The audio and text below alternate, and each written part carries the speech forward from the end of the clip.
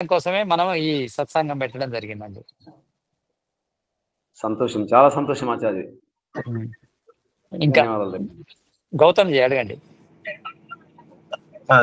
నమస్కారం. అదే గురించి యాక్చువల్‌గా ఉదాహరణకి మనకి 3 జన్మలు. మొదటి జన్మ పూర్వజన్మ వాసనలు బట్టి ఆ జన్మలో చేసిన కర్మలను బట్టి నెక్స్ట్ జన్మలో పరమాత్ముడు అదే దాని తగ్గ భోగాన్ని ఇస్తాడు. ఒక చెట్టు వాళ్ళు. ఇప్పుడు రెండవ జన్మలో ఉదాహరణకు చెట్టు అని తీసుకున్నాం. తన చెట్టుకి ఇచ్చే స్వభావం ఎక్కువ ఉంటుంది. ఆ స్వభావం ఏర్పడుతుంది ఆత్మ. తప్పకుండా ఉంటుంది. చెట్టు నుంచి ఎప్పుడైనా కానీ ఒక జన్మ నుంచి అదే జన్మ వచ్చే అవకాశం ఎక్కువ ఉంటుంది. అలాంటి జన్మనే వచ్చే అవకాశం ఎక్కువ ఉంటుంది. కానీ ఆ జన్మ లోపల అంటే ఎక్కువ రోజులు జీవిస్తే, చెట్టుగా ఎక్కువ రోజులు ఉంటే దాని పాపం చాలా క్షీణిస్తుంది కనుక పాపానికి తగ్గట్టుగా వాసనలు కూడా క్షీణిస్తాయి. క్షీణించడం ద్వారా వేరే జన్మ వచ్చే అవకాశం ఉంటుంది. అంటే చెట్టు నుంచి అదే చెట్టు స్వభావం ఉంటుంది కదా, మళ్ళీ చెట్టు జన్మనే లభించాలని ఏం లేదు. కానీ మ్యాక్సిమము చెట్టుగా బాగా రోజులు బ్రతికితే చెట్టు లోపల పాపం చాలా క్షీణిస్తుంది కనుక క్షీణించడం ద్వారా పాపంతో పాటు తన యొక్క వాసనలు కూడా మారుతాయి కనుక వేరే జన్మ వస్తుంది. ఎప్పుడైనా వాసన ఒకటే ఆధారంగా జన్మ రాదు. వాసన అంటే ధర్మాధర్మ సంస్కారాలు, వాసన రూప సంస్కారాలు రెండు కలుపుకొని ఈశ్వరుడు జన్మిస్తాడు. కనుక చెట్టు తర్వాత వచ్చే ఒకవేళ చెట్టు జన్మ లోపల పాపము నశించింది అనుకోండి, మానవ జన్మ వచ్చింది అనుకోండి, కానీ చెట్టు లాంటి స్వభావం ఉన్న మానవ జన్మ వస్తుంది. అంటే కొంచెం స్థూలమైన జన్మ వస్తుంది. అలా అంటే కొంచెము తామసికం గల జన్మ వస్తుంది. అలా మనుషులు కూడా దాని గురించి తర్వాత వస్తుంది మీకు, అది కూడా చెప్తాను. అంటే రకరకాల జన్మలు, సాత్విక జన్మలు, రాసిక జన్మలు, తామసిక జన్మలు. సాత్విక జన్మలో రకాలు, రాసిక జన్మలో రకాలు, తామసిక జన్మలో రకాలు ఉంటాయి. అంటే మనిషిగానే పుడతారు కానీ వృక్షం గుణాలు ఉంటాయి, చేప గుణాలు ఉంటాయి, క్రూరమైన జంతువుల గుణాలు ఉంటాయి, ఇలా రకరకాలు ఉంటాయి. ఇంద్రుని గుణాలు ఉంటాయి, ఈ కుబేరుని గుణాలు ఉంటాయి, వరుణి గుణాలు ఉంటాయి. అవన్నీ తర్వాత మళ్ళీ చెప్తాను. ధన్యవాదాలు. సరే అండి. గురుజీ ఇంకో ప్రశ్న. ఇప్పుడు ఎవరైనా అధర్మం చేసే వారిని ఖండించడం తప్పులేదు అని అంటే, ఇప్పుడు ఉదాహరణకి వారి జీవితం 100 సంవత్సరాలు ఉందనుకోండి, వారు భూమి మీద అధర్మం చేస్తున్నారు అని చెప్పేసి వారిని చంపేస్తే వాడి యొక్క వాసనలు పోవు కదా జీ. అంటే వాడి వాసనలతోనే ఉంటాడు కదా వాడు. మళ్ళీ జన్మ తీసుకుంటే మళ్ళీ అదే వాసనలతో ఉంటాడు కదా. అంటే మనం నశింపజేయాల్సింది వాడి లోపల ఉన్నటువంటి దుర్గుణాలను, తర్వాత ఆ వాసనలను తీసేయాలి తప్ప వాడిని భౌతికంగా తీసేసినంత మాత్రాన మళ్ళీ వాడు జన్మ తీసుకున్నప్పుడు మళ్ళీ అవే వాసనలతో పుడతాడు కదా వాడు. అయితే సమాజానికి నష్టం జరిగినప్పుడు ఒక వ్యక్తి ద్వారా ఆ వ్యక్తిని ఫస్ట్ శిక్షణ ఇవ్వాలి. వ్యక్తికి అంటే మారడానికి ప్రయత్నం చేయాలి. శిక్ష అనేది మొదలే ఉండదు, శిక్షణ ఉంటుంది. శిక్షణ ద్వారా అతను సంస్కరింపబడినప్పుడు శిక్ష ఉంటుంది. శిక్ష అంటే మరణ శిక్ష అని కాదు, అంటే బాధ పెట్టే శిక్ష, అంటే మార్పు వచ్చే శిక్ష. మార్పు వాని లోపల వివేకము, సంస్కారం వచ్చే శిక్ష వేయడం జరుగుతుంది. దానివల్ల కూడా అతను బాగుపడటం లేదన్నప్పుడు అతన్ని మరణ శిక్ష వేయడం జరుగుతుంది. అలా చేయడం ద్వారా ఏమవుతుందంటే శిక్షను అనుభవిస్తుంది కనుక ఆత్మ సంస్కరింపబడే అవకాశం ఉంటుంది నెక్స్ట్ జన్మలోనైనా. అంటే మరణమే శిక్ష అన్నట్ట వాడి ఆత్మకి. ఆ మరణమే శిక్ష. అంటే మరణం ఎందుకు శిక్ష అంటే ఇప్పుడు అతని ద్వారా సమాజాన్ని కాపాడాలి కదా. అతను ఎలా వదిలేస్తే సమాజానికి నష్టం జరుగుతుంది కదా. దానివల్ల అతనికి శిక్ష పడుతుంది. ఆ శిక్ష అనుభవించడం ద్వారా ఆ వ్యక్తి లోపల అంటే ఏ విధంగానైతే శిక్ష అనుభవిస్తే ఏమవుతుంది, పాపం నశిస్తుంది కనుక పాపంతో పాటు వాసనలు కూడా నశించే అవకాశం ఉంటుంది. అంటే వివేకం వచ్చే అవకాశం ఉంటుంది అతను.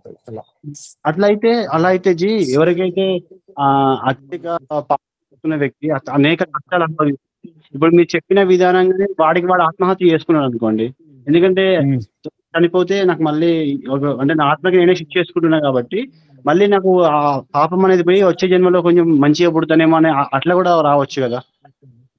ఆ వ్యక్తి సమాజానికి నష్టం చేస్తున్నప్పుడు సమాజం శిక్షిస్తుంది. తాను పాపం చేస్తున్నాను అనుకున్నప్పుడు తనకు తాను సంస్కరింప చేసుకోవాలి. ఆత్మహత్య చేసుకోవద్దు కదా. ఆహా! ఆత్మ పాపం చేస్తున్నా కాదు జీ. అతను కష్టాలు ఎక్కువ అనుభవిస్తున్నాడు. సపోజ్ అతను ఒక గో ఆ! ఆ శారీరక వేదతోనో లేకపోతే ఏదైనా రోగంతోనో ఎక్కువ బాధపడుతున్నాడు.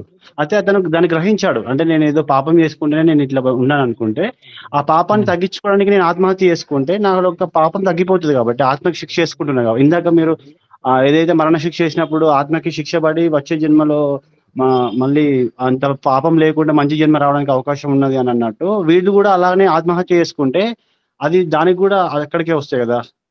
స్వయంగా చేసుకోవడం అనేది తప్పవుతుంది. అది చట్టం ప్రకారము జరగడం అనేది ఒప్పవుతుంది. తాను చేసుకోకూడదు. ఎందుకంటే జీ. చట్టమన్నా వేయాలి, దేవుడన్నా వేయాలి. తాను జీ. స్వయంగా ఆత్మహత్య చేసుకునే పద్ధతి లేదు. అది జీ. పాపం కిందకి వస్తుంది ఆత్మహత్య అనేది. ఎందుకంటే ఈశ్వరుడు తీసేస్తాడు నిన్ను. జీ. నువ్వు వెళ్ళవలసిన అవసరం ఏం లేదు. జీ. చట్టం తీసేయకుంటే ఈశ్వరుడు తీసేస్తాడు. స్వయంగా చావకూడదు. చివరి ఓకే. వరకు ప్రయత్నం చేయాలి మంచి వైపు వెళ్ళడం కోసం. జీ. సాధ్యమైన, అసాధ్యమైన గాని ప్రయత్నం చేస్తూనే ఉండాలి. జీ. ప్రయత్నము లోపల అనేది ఆగిపోకూడదు. జీ. అది చట్టమో లేకపోతే ఈశ్వరుడు శిక్షిస్తే ఆగిపోతదది. నీకు అవసరం లేదు ఆ జీ. విషయం. నువ్వు మాత్రము తప్పు నుంచి బయటపడడం కోసం ప్రయత్నం చేస్తూనే ఉండాలి. అలా. జీ. ఓకే. ధన్యవాదాలు. ఉంటుంది. గురుజీ, వైదికులు కానీ ఇతర మతస్థులు వాళ్ళ యొక్క మత గ్రంథాలను అనుసరించి వాళ్ళ దేవుణ్ణి వాళ్ళు పూజిస్తుంటారు కదా.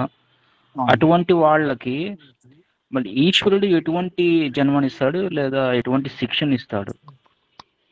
వాళ్లకు జ్ఞానము లభించే వ్యవస్థ కూడా ఉండాలండి. ఒక వ్యక్తి వైదికుడు, ఒక వ్యక్తి అవైదికుడు ఎలా అవుతాడు? వైదిక జ్ఞానం తెలిస్తే వైదికుడు అవుతాడు. వైదిక జ్ఞానం తెలియనప్పుడు అవైదికుడు అవుతాడు. ఒక వ్యక్తి తెలిసి కూడా తప్పు చేసినప్పుడు శిక్ష పడుతుంది. తెలియక చేస్తే తెలియక చేయకపోవడం కారణం ఎవరున్నారు? వ్యవస్థ ఉంటుంది.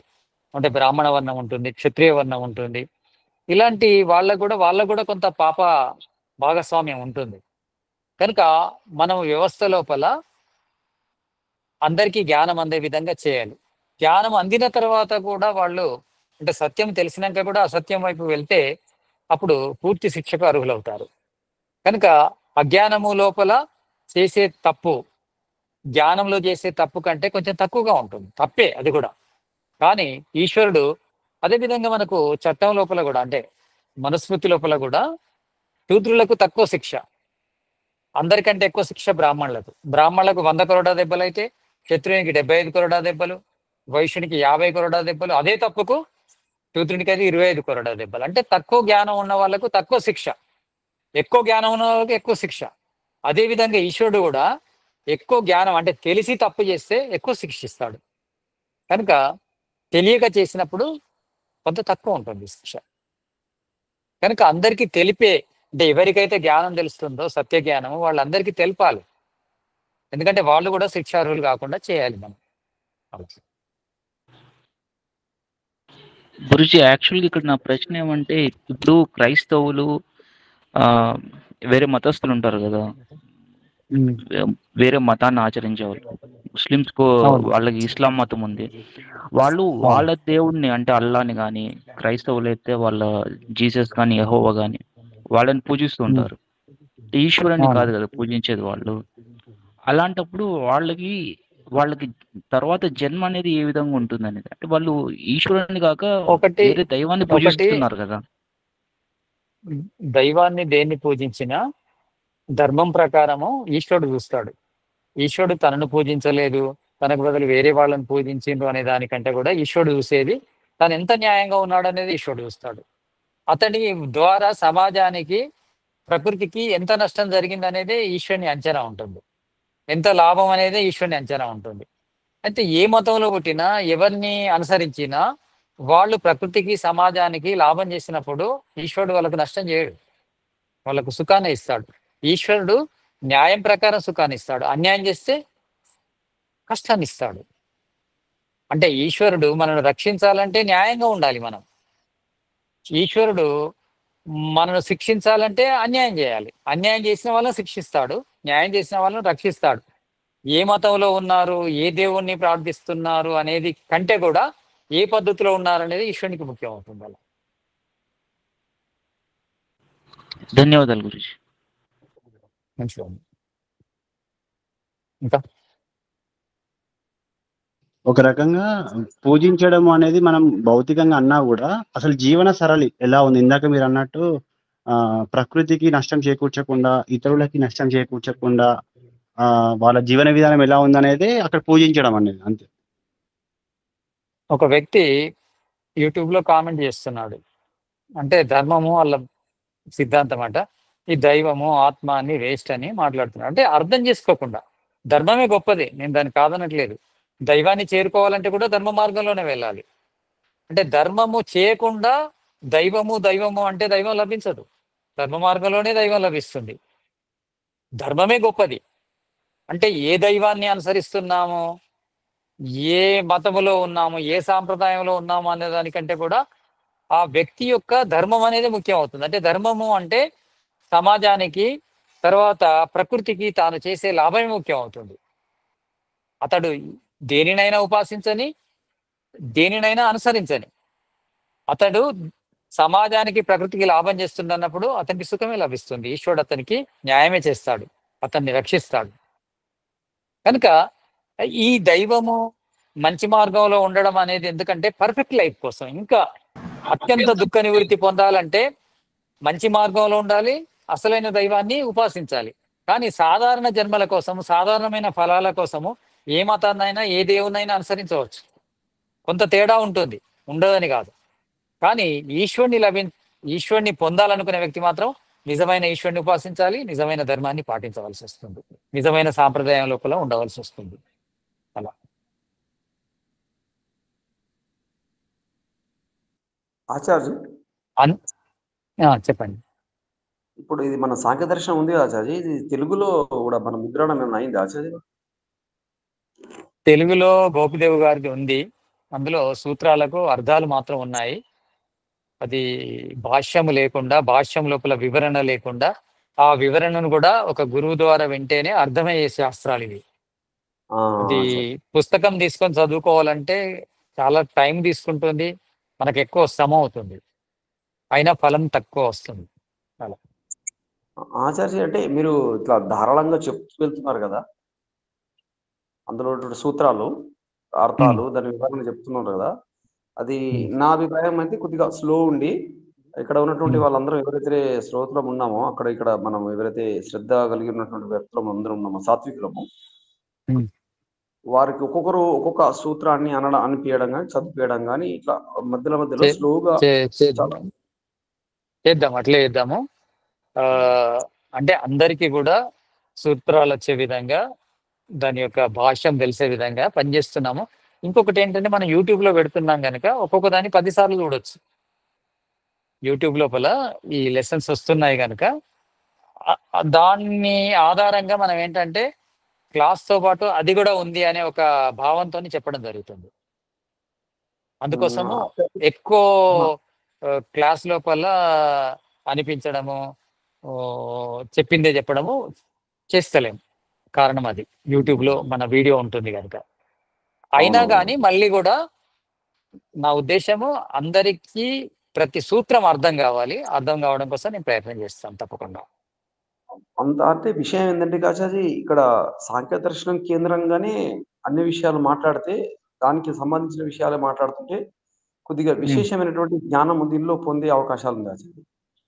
ఇప్పుడు ఈ సాంఖ్య దర్శనాన్ని వదులుకొని కొద్దిగా మనం ఆ సర్కిల్ ని దాటి కొద్దిగా బయటకు వస్తే కూడా బయట జ్ఞానం ముందు మనకు అవగాహన కొంత ఉంటుంది కాబట్టి దాని మీదనే ఎక్కువ ఆలోచన ఉంటుంది. ఈ దర్శనం అనేటువంటిది కొద్దిగా మనకు ఆలోచనలు వెనకబడిపోతాము. దీన్ని దృష్టిలో ఉంచుకుంటున్నాము. ఈ సాంఖ్య దర్శనం పూర్తిగా కూడా కొంతవరకు ప్రయత్నం చేసి మనం అర్థం చేసుకుంటే కూడా నాకు ముందుగా నా జన్మం ధన్యమైపోయింది అనేటువంటి భావన కలిగిందని కూడా ఆచార్య, చాలా సంతోషం ఉంటుంది. అంటే ఈ విషయం ఏమైతుందంటే తప్పకుండా అట్లే చేద్దాము.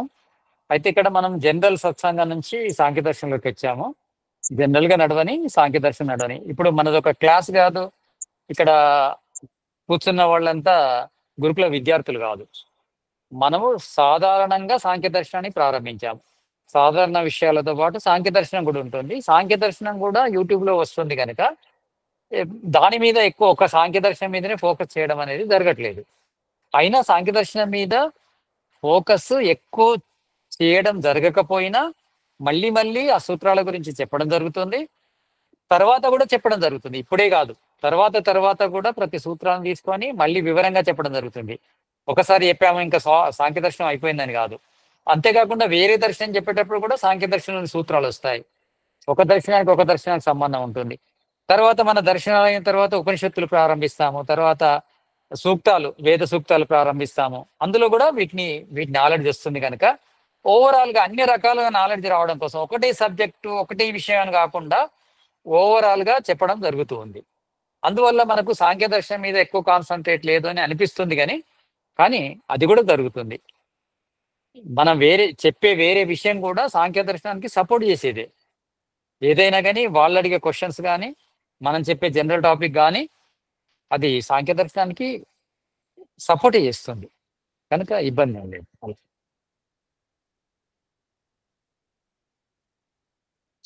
ధన్యవాదాలు అజయ్. మంచి. ఇంకా ఎవరికైనా ఉన్నాయా క్వశ్చన్స్? గురుజీ, ఈ వైకుంఠం, కైలాసం అనే లోకాలు నిజంగానే ఉన్నాయా, లేకోకుండా అవి కేవలం కల్పితమా? కల్పితం అండి. కల్పితం. కానీ వైకుంఠము, కైలాసము అనే దానికి అర్థం తీసుకొని మోక్షం లాగా అనుకోవచ్చు. కొన్ని సత్వలోకాలు ఉన్నాయి, అలా అనుకోవచ్చు.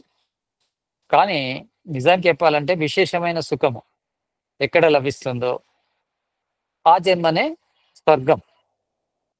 అంటే వీళ్ళు చెప్పే భౌతికమైన అందులో వైకుంఠంలో, కైలాసంలో కూడా భౌతిక సుఖాలు చూపెడుతుంటారు కనుక ఆ భౌతిక సుఖాలు విశేషమైన జన్మ లోపల లభిస్తాయి, అలా అనుకోవచ్చు. తర్వాత మోక్షానికి కూడా ఈ వైకుంఠము, కైలాసం అనే అర్థాలు కూడా తీసుకోవచ్చు.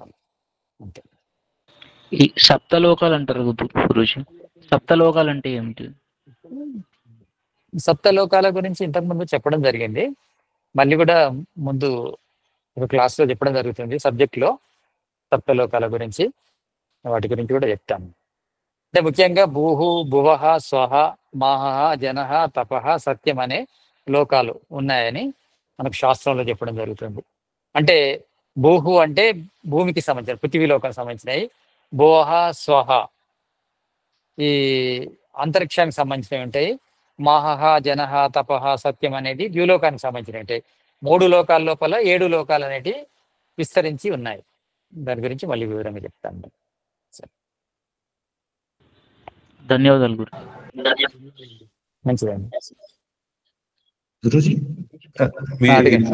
అదే ఇప్పుడు ఇతర మతస్థులు వాళ్ళు ఓన్లీ ప్రాపంచిక విషయాల మీదే ఆధారపడి, అంటే వాళ్ళు దాని మీద నమ్మకం బతుకుతూ ఉంటారు. లేదా చనిపోయిన తర్వాత స్వర్గం వస్తుంది అని. మనకి అంటే మనలాగా ఆధ్యాత్మికత, జ్ఞానాన్ని పొందడమే లేకుండా అలాంటి వాళ్ళకి పరమాత్ముడు జ్ఞానాన్ని ఎలా ప్రేరేపిస్తాడు? జ్ఞానం, సత్య జ్ఞానం రావాలి. ఎవరికైనా ఏ మతంలో ఉన్నా సత్య జ్ఞానం రాకుండా పరమాత్మను పొందలేం మనం. పరమాత్మ జ్ఞానము మనకు రావాలంటే పరమాత్మ వేదాన్ని చదివితేనే వస్తుంది కదా. పరమాత్మ నుంచి వచ్చింది అపౌరుషేయము వేదమే కనుక వేదాన్ని చదివినప్పుడే పరమేశ్వరుని పొందడానికి ఎక్కువ అవకాశం, తొందరగా లభించవచ్చు. లేకుంటే కష్టం అవుతుంది వేరే మార్గం లోపలైతే. మీరు అన్నారు కదా 3 రకాల అధికారుల లోపల వైరాగ్యం వచ్చినప్పుడు వాళ్ళు వివేక జ్ఞానం కోసం ప్రయత్నం చేస్తారు. మళ్ళీ ఇటువైపే వస్తారు కదా. ఆ సత్య జ్ఞానం ఎక్కడ లభిస్తుందో ఆ పుస్తకాలు చదువుతారు. ఆ విధంగా మళ్ళీ వివేకాన్ని పొందుతారు. అలా పరమాత్ముడు వాళ్ళకి ఆ ప్రేరణ ఇస్తాడు తప్పకుండా. అందరికీ కూడా ఈశ్వరుని యొక్క ఉద్దేశం ఏముంటుందంటే లోకవత్ క్రీడా కైవల్యం, ఈ ప్రపంచాన్ని అంతా కూడా కైవల్యంలోకి తీసుకెళ్లాలని ఉంటుంది. అంటే ప్రతి జీవుడు కూడా కైవల్య స్థితిని పొందడమే ఈశ్వరుని యొక్క లక్ష్యంగా ఉంటుంది. అందుకోసం ఈ జగత్తును నిర్మించాడు. కనుక ఈశ్వరుడు తప్పకుండా ఎప్పుడు మంచి ఆలోచనలే ఇస్తుంటాడు మనకు, కానీ వాటిని మనం లెక్క చేయము. ఎవరైతే లెక్క చేస్తారో వాళ్ళు మంచి మార్గంలోకి వెళ్తారు, లెక్క చేయరో వాళ్ళు చెడు మార్గం లోపల ఎక్కువ టైం వేస్ట్ చేస్తారు. ఇంకొక చిన్న విషయం, మీరు అమైత్రి సృష్టి గురించి చెప్పారు. అన్ని అమైత్రి సృష్టిలో అన్ని మట్టి నుంచే జన్మిస్తాయి. అవును. మట్టిలో 3 రకాల కణాలు ఉంటాయి కదా, సత్వరజస్తమో. వివిధ రకాల రూపాలు తీసుకోవాలంటే ప్రతిదీ మట్టి నుంచి రావాలి కదా. ప్రతి మట్టి నుంచి వస్తుంది. అది అంటే ఇప్పుడు మనిషికి సత్వగుణం ఎక్కువ ఉంటది కదా. మనిషికి సత్వగుణం అనేది బుద్ధి అనేది వికసించి ఉంటుంది. బుద్ధి వికాసము ఎక్కువ ఉంటుంది. మానవ శరీరానికి. ఆ మట్టి నుంచి ఈ మానవ శరీర నిర్మాణము అన్నిటికంటే సంక్లిష్టంగా ఉంటుంది, మిగతా వాటి సాధారణంగా ఉంటుంది. అన్నిటికంటే సంక్లిష్టమైన కృతి ఈ మానవ శరీరం కనుక దీనికి ఆ ప్రత్యేకమైన ఏర్పాటు చేస్తాడు ఈశ్వరుడు. అలా ధన్యవాదాలు. మంచిదండి. ఇంకండి ఇంకెవరికైనా శ్రవణ్జీ మీరు చెప్పండి. చేద్దామా ఇంకా శాంతి పాఠ్? చేద్దాం. ఓం ద్యౌ శాంతిరంతరిక్షగం శాంతి పృథివీ శాంతి ఆపః శాంతి ఓషధయ శాంతి వనస్పతే శాంతిర్విశ్వే దేవాః శాంతి బ్రహ్మ శాంతి సర్వం శాంతి శాంతిరేవ శాంతి సామా శాంతిరేది. ఓం శాంతి శాంతి శాంతి. ఓం సబ్కో నమన్ ప్రణామ్ ధన్యవాదాలు. నమస్తే. ఆచార్య గురుభ్యో నమః. ధన్యవాదాలు గురుజీ.